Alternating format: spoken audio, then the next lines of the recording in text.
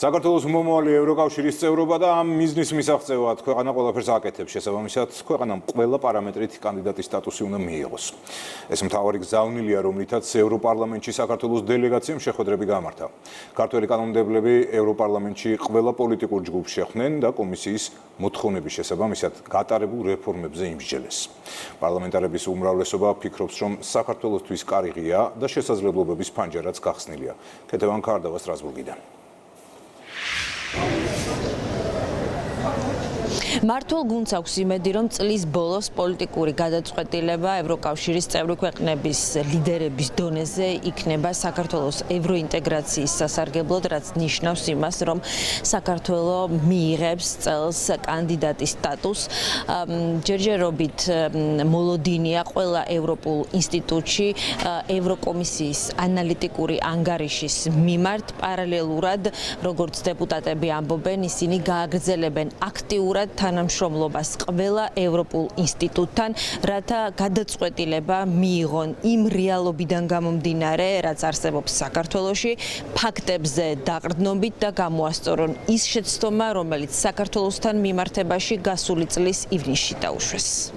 არის აზრთა სხვადასხვაობა, ამ აზრთა სხვადასხვაობაში, რა თქმა უნდა, მნიშვნელოვანია, რომ ჩვენი ინტერესები არ იყოს დაზიანებული. ჩვენ ვხედავთ ჩვენი ოპონენტების მცდელობებს, რომელიც კარგად ჩანს ევროპარლამენტში, რომ წარმოაჩინონ თითქოს საქართველოს არაფერი აქვს გაკეთებული იმისათვის, რომ 12 რეკომენდაცია შეესრულებინა. თუმცა არიან ადამიანები, რომლებიც ძალიან კარგად ხედავენ იმ პროგრესს, რაც ქვეყანამ მიაღწია. რა თქმა უნდა, მათ ჯერათ, რომ საქართველო უნდა გახდეს ევროკავშირის წევრი და სწორედ ეს პროგრესი არის ამ პროცესში მნიშვნელოვანი და რაც ცალსახად შეიძლება ითქვას გეოპოლიტიკური მნიშვნელობა საქართველოსი ევროკავშირში.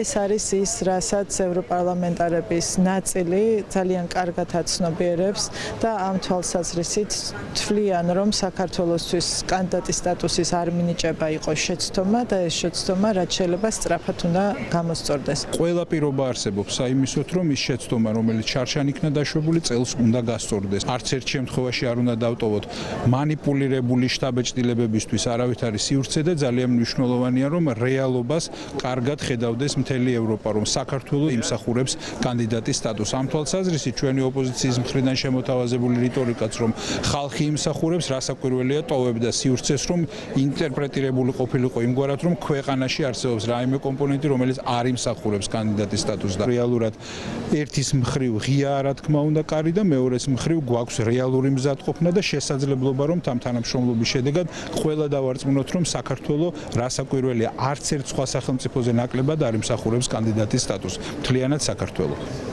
ევროპარლამენტში, ევროპულ საბჭოში და ევროკომისიაში მიმდინარეობს შემდგომ გაფართოებაზე აქტიური კონსულტაციები, რაც აძლევს საქართველოს დამატებით мотивაციას იმის, რომ შემდგომი გაფართოება შეეხება საქართველოსაც, ამიტომ ამ კუთხით მიმდინარე ყველა მსჯელობა არის მნიშვნელოვანი ჩვენი ქვეყნისთვის.